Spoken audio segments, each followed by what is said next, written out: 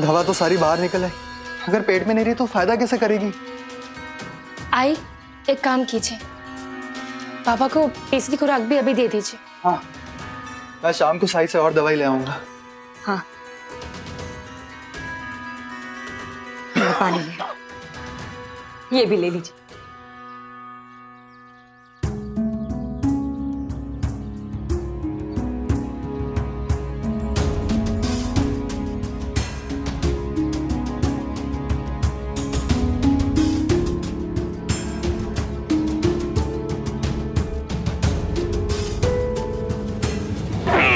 बाबा,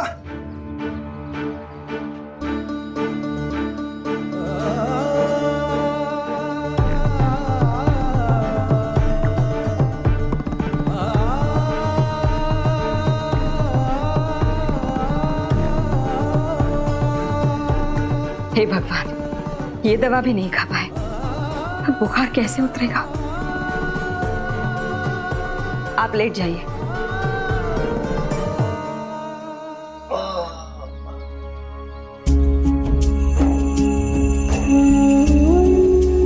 साईं, मेरा दिल बहुत घबरा रहा है, मदद करो।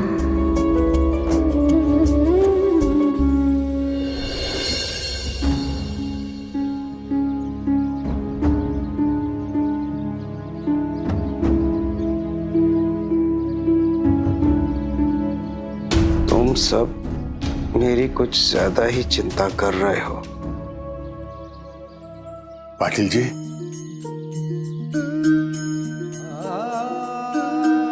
खुशनसीब है वो जिन्हें दुख बीमारी में देखभाल करने वाला परिवार मिलता है।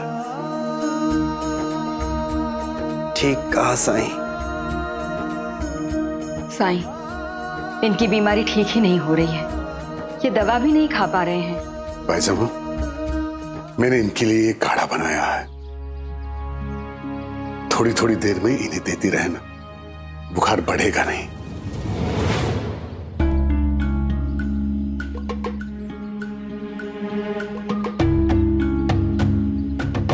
बढ़ेगा नहीं मतलब?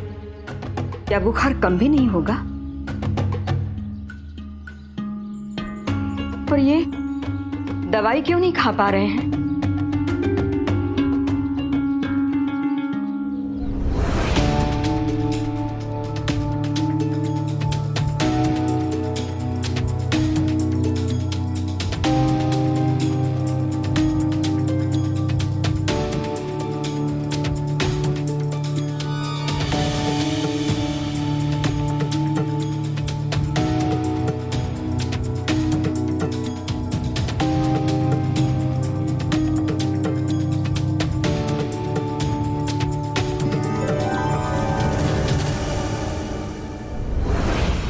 मैं आपसे विनती कर रहा हूं, कृपा कीजिए।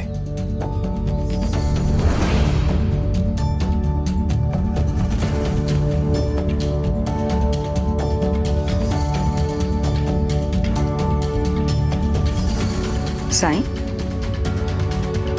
तुम इतने गंभीर क्यों हो गए हो? सब ठीक तो है ना? भाई साहब,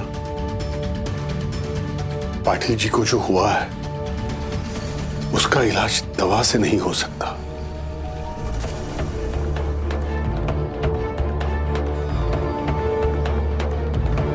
दवा से ठीक नहीं हो सकता मतलब? तुम्हारी औषधि से तो बड़े बड़े रोग ठीक होते हैं साईं। क्या इन्हें कोई लाइलाज बीमारी? भाई साहब, अब चिंता मत कीजिए, पाटिल जी की बीमारी का इलाज है, लेकिन दवाई नहीं, कुछ और है, कहीं और है।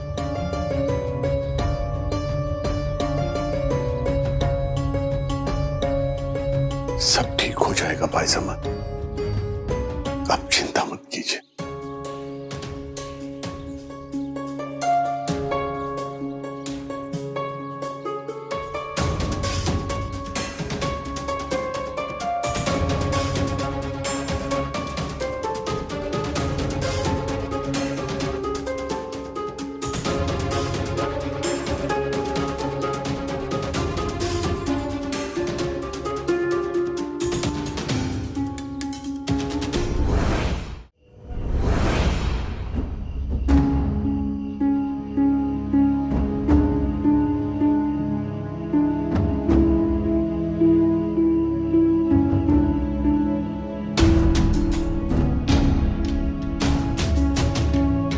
ऐसे अचानक कहाँ जा रहे हो साईं? किसी जरूरी काम से जा रहा हूँ भाईजामा। जरूरी काम? साईं, इधर ये बीमार है। सुबह से मेरा दिल बहुत घबरा रहा है। पहले तुमने कर्मों की बात की, इनके इलाज के बारे में भी कुछ सीधे सीधे नहीं बताया। सच सच बता साईं, क्या इनकी बीमारी का संबंध इनके कर्मों से है? हर प्रश्न का उत्तर है भाईजामा, लेकिन वो समय आने पर ही प्रत्यक्ष होता है। आपके इन सवालों का जवाब और पाटिल जी का इलाज लाने ही जा रहा। उन्हें साथ लेकर ही वापस लौटूंगा, लेकिन तब तक आपको श्रद्धा और सबूरी रखनी होगी।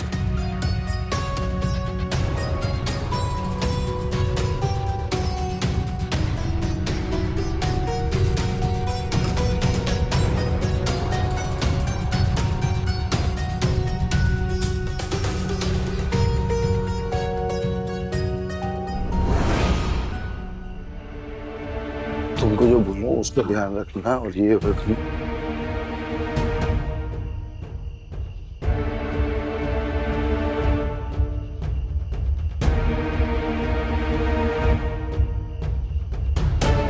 ये फकीर इतनी रात को कहां जा रहा है?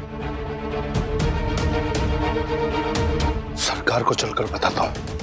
चलो चलो।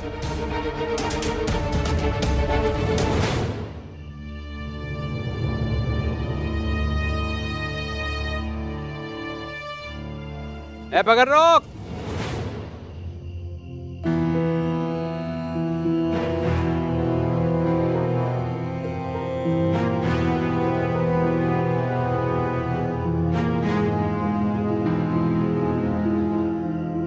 हरिओम हरिओम। कहाँ भागा जा रहा है? हा? सुना है अप्पा पाटिल बहुत बीमार है और तेरे राख से भी ठीक नहीं हुआ। हा? तेरा भांडा फूटने वाला है इसलिए तू भाग रहा है ना?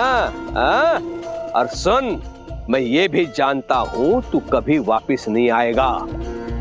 और आपको ऐसा क्यों लगता है कुलकर्णी सरकार? क्योंकि भगवान ने तेरे कर्मों का अच्छा फल तुझे दे दिया है। काला जादू करके लोगों को अंधभक्त बनाने वाला तू पाटिल जी की बीमारी ठीक नहीं कर पाया। जिसे तू अपनी माँ कह रहा है उसका सुहाग नहीं बचा पा रहा है तू। ऐसे में कौन भक्ति करेगा तेरी? सबको पता चल जाएगा तेरे पाखंड के बारे में और इसी बातों के भय से तू भाग रहा है यहाँ से। हरिओम। ये उम्र भागने की कहाँ है कुलकर्णी सरकार, इसीलिए चलकर जा रहा हूं।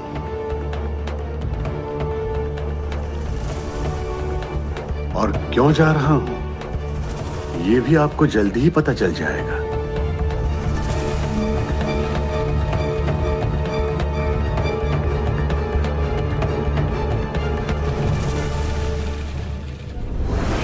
अरे जा जा, भाग जा। मैं जानता था एक दिन यही होगा, पाखंड का यही अंत होता है एक दिन। और जाते जाते ये भी सुन, ये शिरडी मेरी है, यहाँ का पालनहार मैं हूँ। तू ना कभी शिरडी का था, ना हुआ, ना कभी होगा। तेरा खेल समाप्त। अब देख, सबके नजरों में गिर जाएगा तू, और ये मैं सुनिश्चित करूंगा। हरिओम।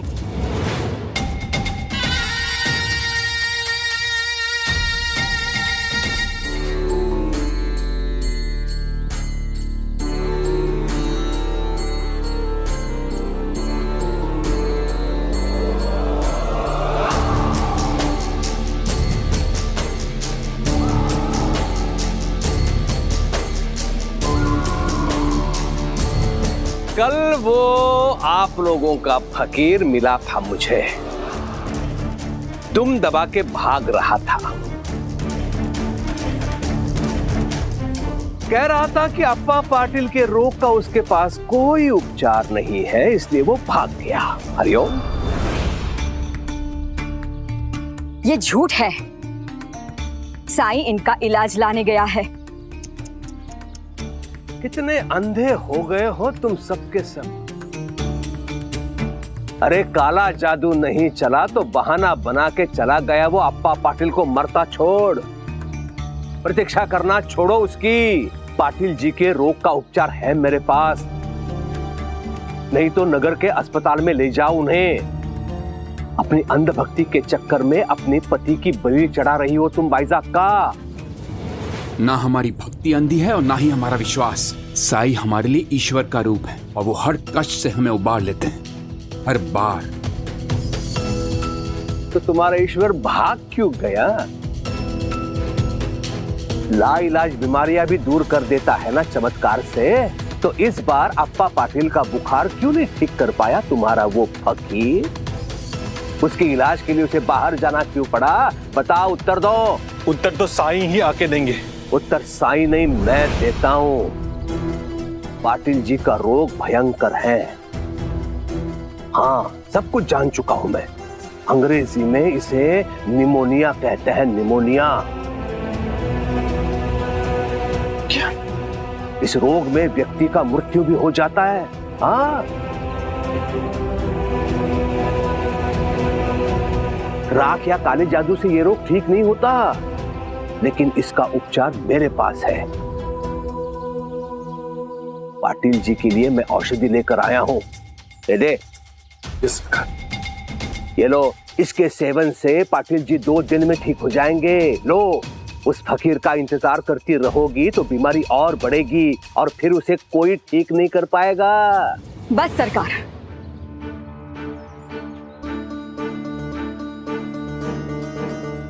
आप मदद करने का ये जो दिखावा कर रहे हैं उसके लिए धन्यवाद,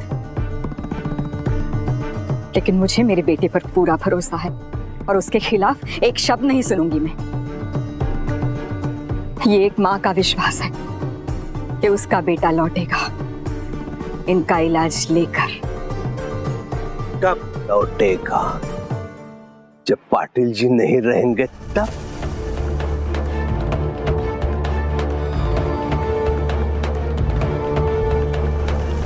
बोलो बाइजा, कब बोलो, कब लौटेगा वो?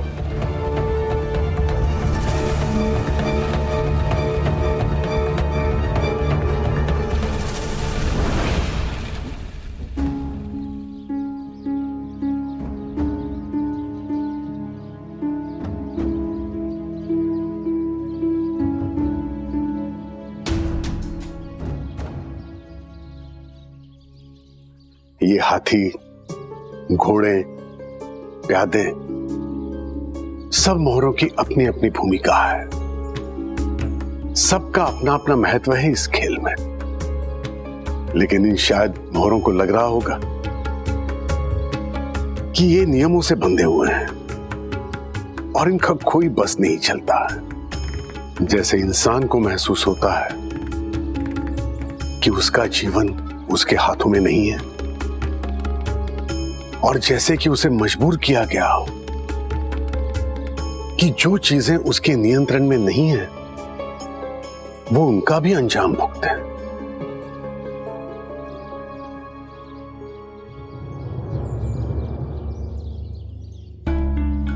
बाबा, इंसान को ऐसा लगता है क्योंकि यही सच है। गलतियां कोई और करता है और उसकी सजा कोई और भुगतता है।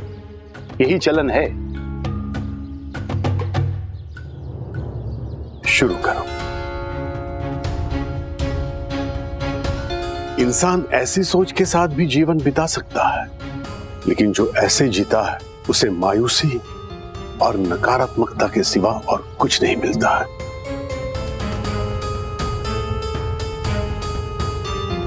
जैसे तुम आज अकेले दुख में जी रहे हो शिशुपाल।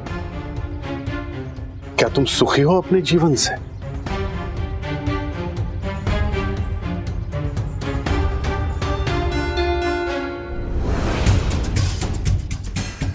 आज सूर्यास्त के पहले साईं शिरडी लौटेगा इनका इलाज लेकर। इतना विश्वास? माँ की ममता सब सच जानती है सरकार। और यदि उसने माँ की ममता को झुठला दिया तो?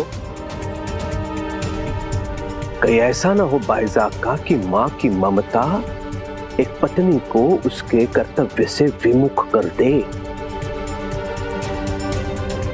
कहाँ गया तुम्हारा विश्वास? बोलो, यदि वो नहीं लौटा तो क्या? अगर वो सूर्यास्त के पहले नहीं लौटा तो आप जो बोलेंगे मुझे स्वीकार है।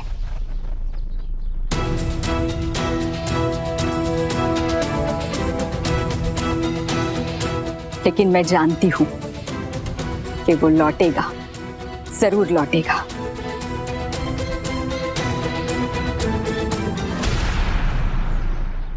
आज देख ही लेते हैं एक माँ का विश्वास। यदि वो फकीर सूर्यास्त के पहले नहीं लौटा या उसके बाद कभी भी लौटा,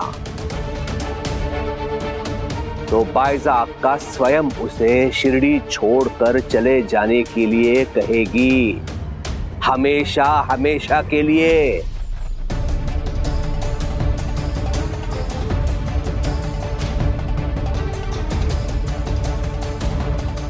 ये कैसी शर्त है सरकार? आप ऐसी बात बोल भी कैसे सकते हैं सरकार? आई, आप ये शर्त स्वीकार मत। मुझे स्वीकार है।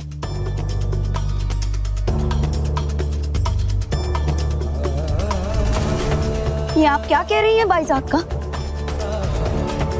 वही जो मेरा विश्वास मुझसे कह रहा है। अगर साई ने बोला है कि वो सूर्यास्त के पहले लौटेगा, तो वो जरूर लौटेगा। मैं तुझे शिरडी में घुसने नहीं दूंगा और फिर तेरी ये प्यारी माँ स्वयं तुझे गांव से बाहर निकालेगी। इससे बड़ा अपमान तेरा और क्या कर सकता हूं मैं, हरिओम।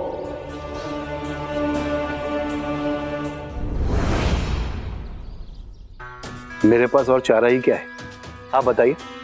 अपने आप को मोहरा समझना छोड़कर खुद को खिलाड़ी की तरह देखो शिशुपाल। ईश्वर ने सबको स्वतंत्र इच्छा तो दी है, लेकिन साथ साथ संतुलन बनाए रखने के लिए कर्म चक्र भी स्थापित किया है। जैसे शतरंज में हर चाल को काटने के लिए एक ना एक चाल जरूर होती है।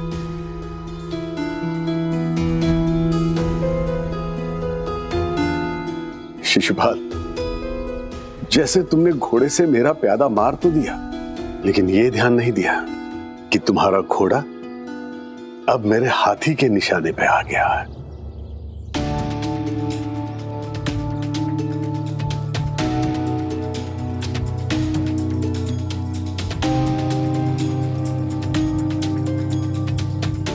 ऐसे ही जीवन में भी होता है। हम जो भी करते हैं उसके परिणाम हमें भुगतने पड़ते हैं। इसलिए ये चिंता व्यर्थ है कि किसने हमारे साथ क्या किया। जिसने भी किया वो अपने कर्म और उसके परिणाम जरूर भुगतेगा। हमें बस अपने कर्म ठीक करने पर ध्यान देना चाहिए।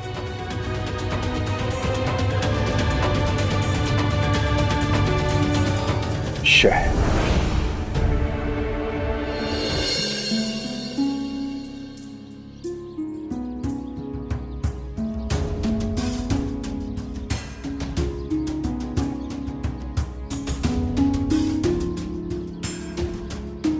क्या सोच रहे हैं आप?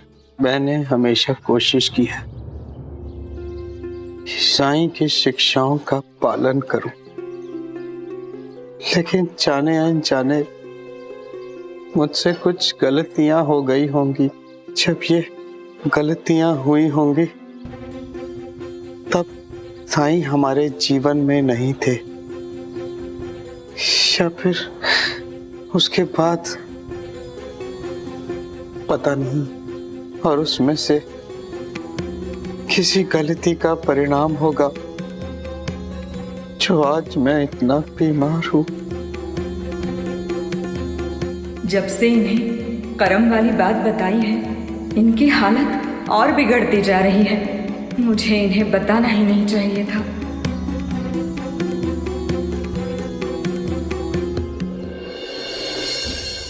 सुनिए, आपने साईं की बात मानी है ना, तो अब ये भी मान लीजिए कि सब अच्छा हो जाएगा।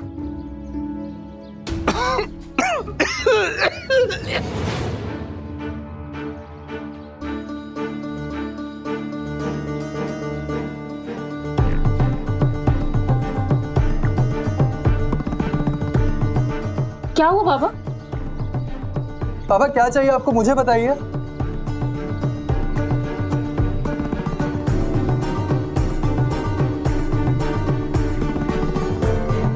कहाँ जा रहे हैं आप? हाँ,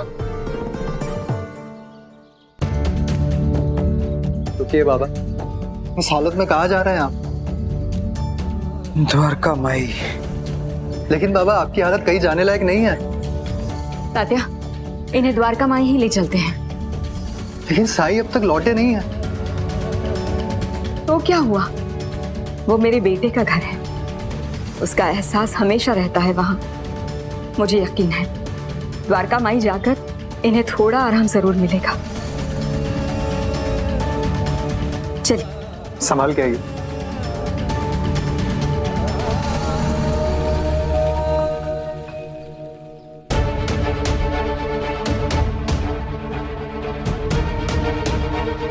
जल्दी लौट आओ साईं। इश्मा, सब कुछ ठीक से समझ में आ गया ना?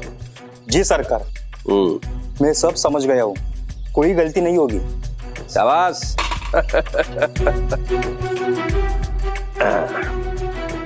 ये ले, बाकी के पैसे काम पूरा हो जाने के बाद दूंगा। हाँ, लेकिन ध्यान रहे, चाहे कुछ भी हो जाए, वो फकीर सूर्यास्त के पहले शिरडी में नहीं पहुंचना चाहिए। विश्वास रखिए सरकार। हरिओम। सरकार, ये बुढ़ा कैसे रोकेगा उस फकीर को? वो फकीर तो इससे ज्यादा ताकतवर है। हरिओम हरिओम। जब बल से बल टकराएगा तो वो फकीर काले जादू का इस्तेमाल करके उसका सामना करेगा, लेकिन छल का सामना कैसे करेगा वो? हरिओम।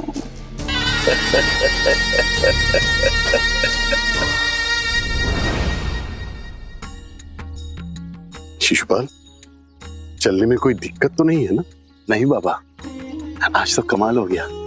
वैसे हर वक्त मेरे पैरों में दर्द रहता ही है, लेकिन आज कोई परेशानी नहीं हुई है। आपसे मिलते ही मेरे मन के साथ साथ मेरा अब तन भी स्वस्थ हो गया है बाबा। शिशुपाल, मुझे यहां कुछ काम है, तुम यहीं रुको, मैं अभी आता हूं। जी बाबा।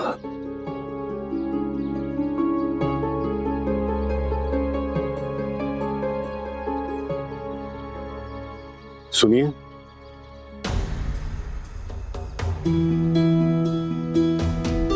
जी कहिए। मधुर घर पे है? जी वो तो नहीं है घर पे। मैं उसकी हालत समझ सकता हूँ। बाबा आप कौन है और आपको कैसे पता कि? दर्द जब अपने चरम पे हो तो समझ लो कि वो ठीक होने वाला है। मुश्किलें भी जब हद से ज्यादा बढ़ जाएं, तो समझना कि उनका समाधान भी नजदीक है। लेकिन कई बार मनुष्य इस बात को नहीं जानता है, या उसे याद नहीं रहता है, और वो कई गलत कदम उठाने पर अपने आप को मजबूर पाता है। इसलिए इस वक्त तुम्हें उसके साथ रहना होगा, उसका ख्याल रखना होगा, ताकि वो कोई गलत कदम ना उठाए। हे भगवान, पहले ही मुसीबतें कम थी क्या? जो आप कह रहे अभी और बढ़ेगी। हम करें तो क्या करें? कैसे सही इतना कुछ? क्या कोई दूसरा रास्ता भी नहीं हल करने का, इनसे मुक्ति पाने का? रास्ता तो है, लेकिन उसके लिए तुम्हें शिरडी आना होगा। जब भी लगे कि सारे दरवाजे बंद हो चुके हैं, तब शिरडी जरूर आना। बाकी अल्लाह मालिक।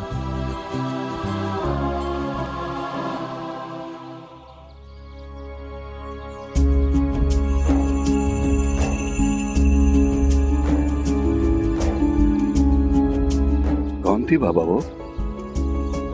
उसका पति भी अपने कर्मों का मारा है शिशुपाल।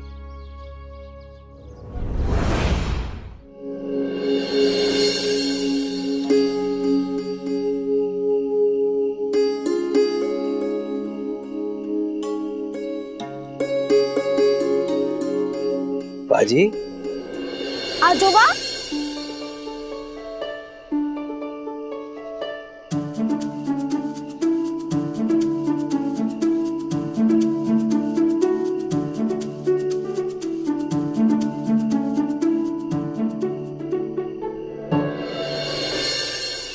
बबलू, आजोबा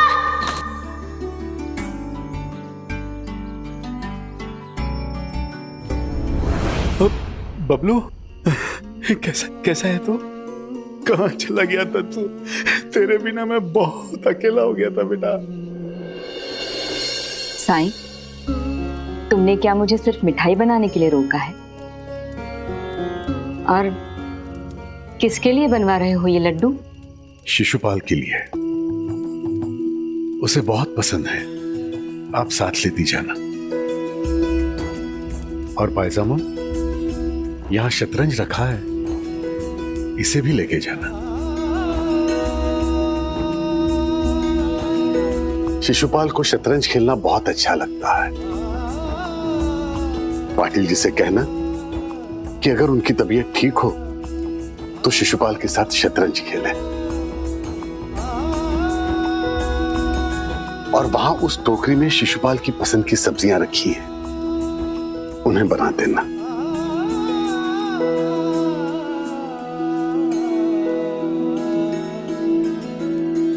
और पायजामा, सबसे जरूरी बात, जितना हो सके शिशुपाल को खुश रखने की कोशिश करना। उसे ऐसा लगना चाहिए कि वो अपने ही घर में रह रहा है, अपने परिवार के साथ। अब पुण्य करवा के पुराने कोई पाप का प्रायश्चित करवा रहे हो हमसे। मैं समझ गई हूं साईं, लेकिन कम से कम ये तो बताओ कि इनसे ऐसा हुआ क्या है? शिशुपाल जी को तो हम जानते भी नहीं हैं। पश्चाताप करने के लिए गलती पता तो होनी चाहिए।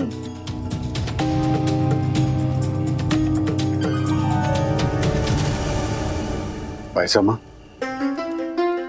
अभी जरूरी है कि हम पाटिल जी की तबीयत ठीक करें। इन सारे सवालों के जवाब समय आने पर मिल ही जाएंगे और पश्चाताप भी हो जाएगा।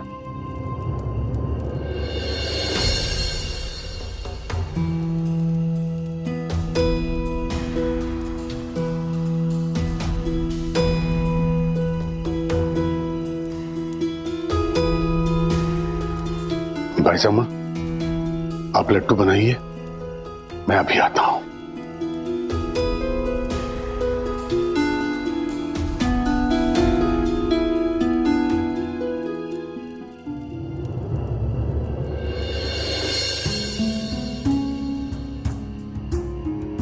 आजोबा, मैं बबलू नहीं बाजी हूँ। क्या हुआ आजोबा, आप इतने दुखी क्यों हैं? और बबलू कौन है? मेरा पोता। तुमने देखा ना, मुझे उसकी याद आ गई। कहाँ रहता है वो? हाँ?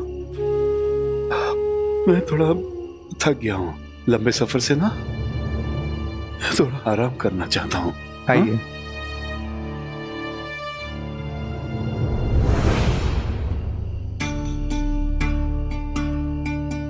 श्यामा, श्यामा,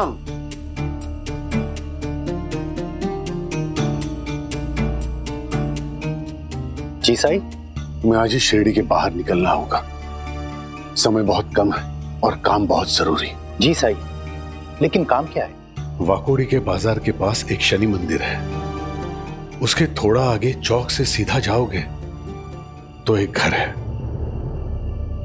उस घर के मालिक को यहां ले आना और ये पुड़ियां उसकी पत्नी को दे देना, ताकि जब वो आदमी यहां है तो ये उसके परिवार के काम आएंगी। लो।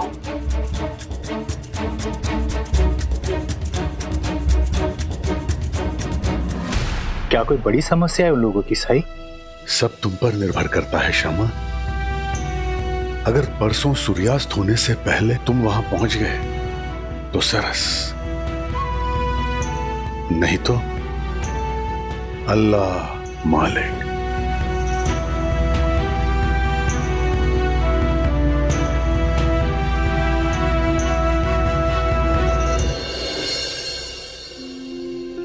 भावना,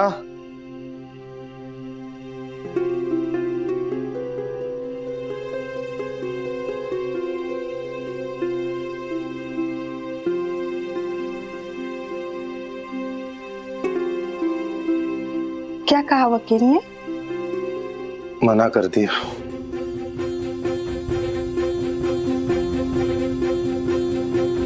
क्यों? क्योंकि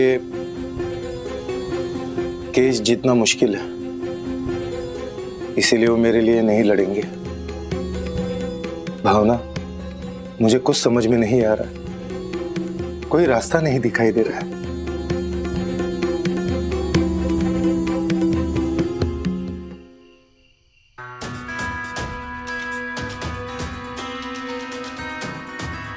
एक बाबा आए थे, उन्होंने बोला शिरडी आ जाना।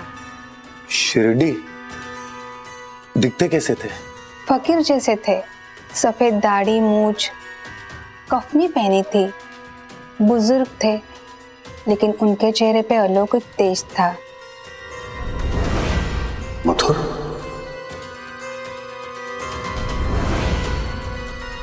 मैं आपको समझा नहीं पाऊंगी।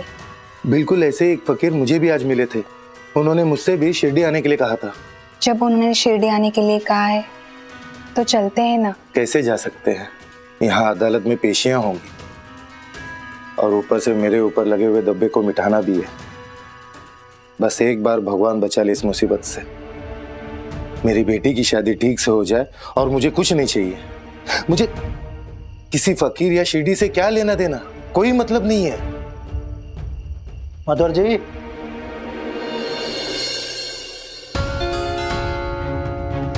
नमस्ते समधी जी, आइए बैठिए। बैठने नहीं आया, कुछ बताना। जी कहिए। हम अपने बेटे की शादी आपकी बेटी के साथ नहीं कर सकते।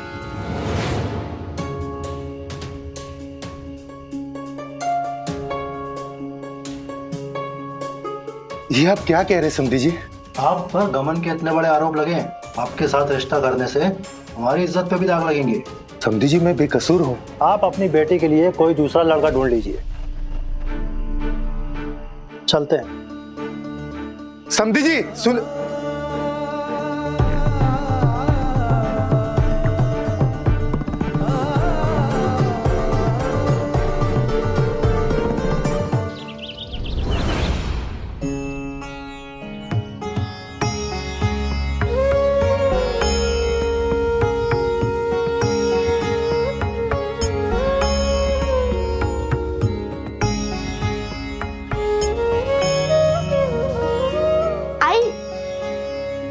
मुझे भी बाबा की चंपी करनी है।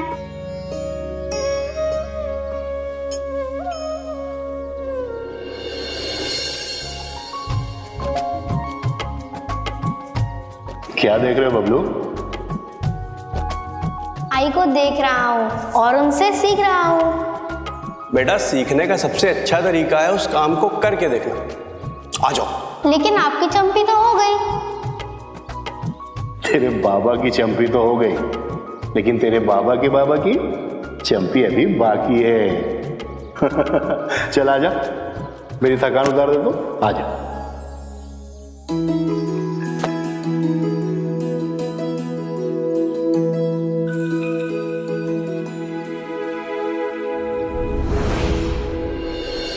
बाजी, तुम्हारे बाबा की मालिश तो हो चुकी है, अब तुम अपने शिशुपाल आजूबा की चंपी कर दो। जी आजोबा। नहीं, मुझे जरूरत नहीं है। करा लीजिए, बच्चे का मन है। वैसे तो आप हमारे मेहमान हैं, पर अब एक घर के सदस्य की तरह हो गए हैं। आपने एक बार मेरे हाथ की चंपी करवा ली ना, फिर आपका यहाँ से जाने का मन ही नहीं करेगा।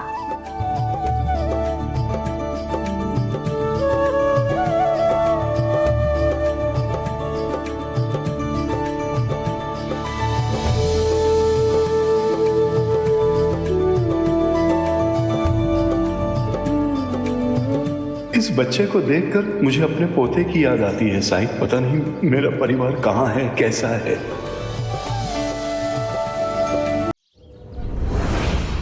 सरकार, मुझे तो कुछ समझ नहीं आ रहा है।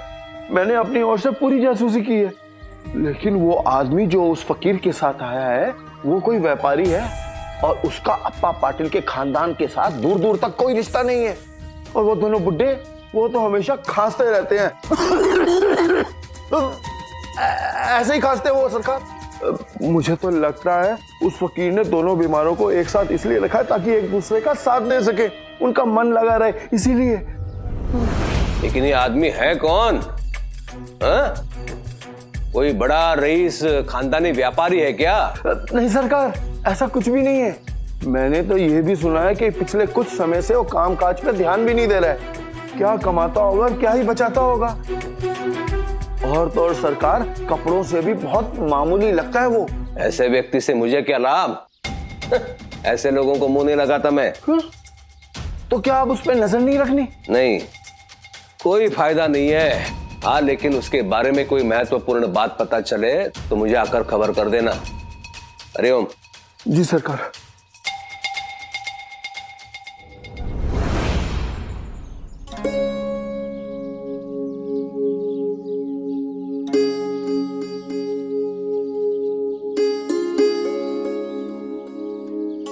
आप लोग आइए, मैं खाना लगाती हूँ। जी आइए शिशुपाल जी। संभल के। बाबा रुकिए, मैं आपकी मदद करता हूँ। नहीं तात्या, मैं खुद चल लूंगा। आज शरीर में थोड़ी ताकत लौटी है।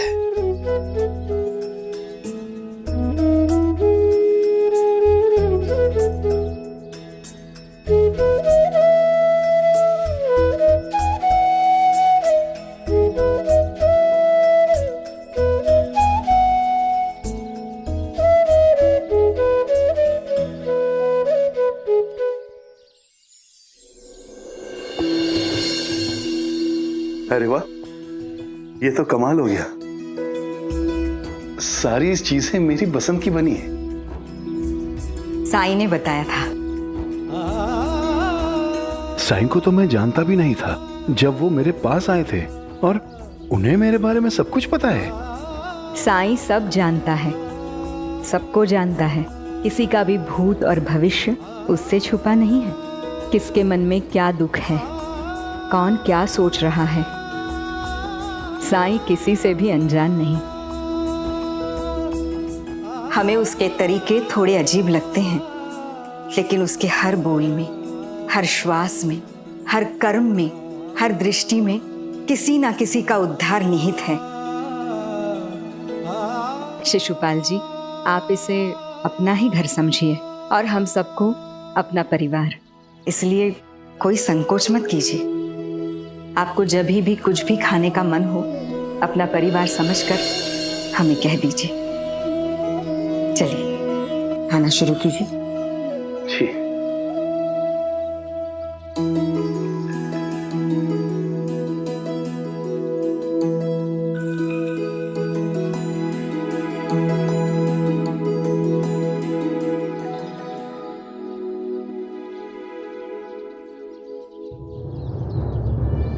क्या हुआ?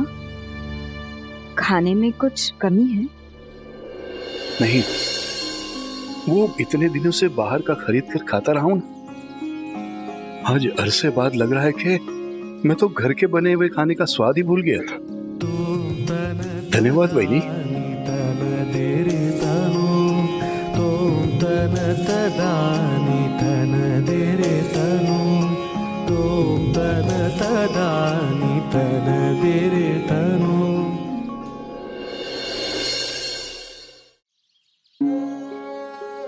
आजोबा। हाँ? मुझे कोई कविता सिखाइए ना, कल पाठशाला में सुनानी है। अच्छा, मैं तुम्हें मैना की कहानी सुनाता हूँ। हाँ? हरे हरे गुलमोहर के पेड़ के ऊंची डाल पर रहती थी एक मैना।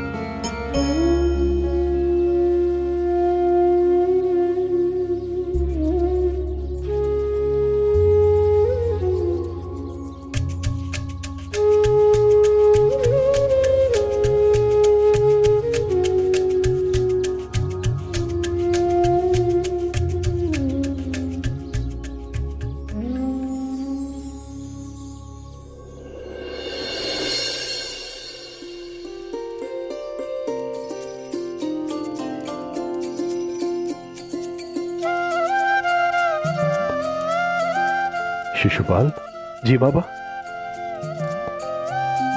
पाटिल जी के घर कैसा लग रहा है तुम्हें? सच बोलूं तो बाबा, बहुत समय बाद परिवार वाला अपनापन मिला है मुझे यहाँ।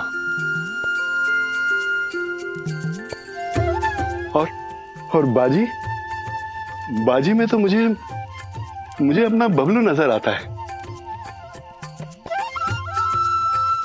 परिवार के सभी लोग बहुत अच्छे हैं बाबा। साईं, शिशुपाल जी की संगति में ऐसा लग रहा है जैसे मुझे मेरा पिछड़ा हुआ भाई मिल गया हो। सच तो यह है कि इनके आने के बाद से मेरी तबीयत भी ठीक हो रही है। पूरी तरह ठीक हो जाएगी पाटिल जी। श्रद्धा, सबूरी।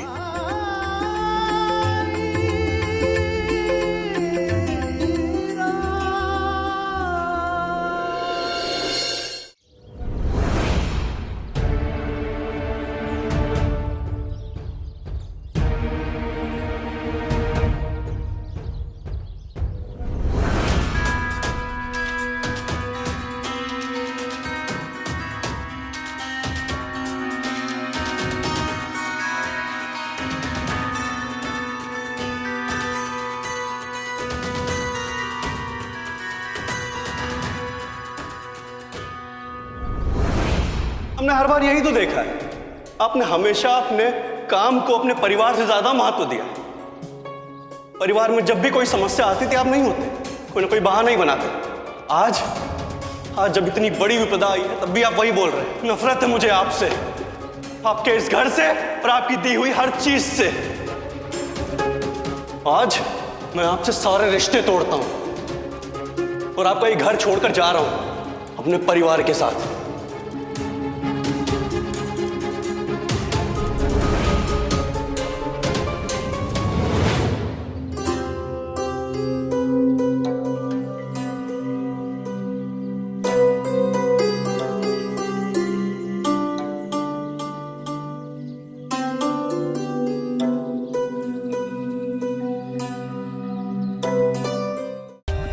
For more updates, subscribe to our channel, click the show links and enjoy watching the videos.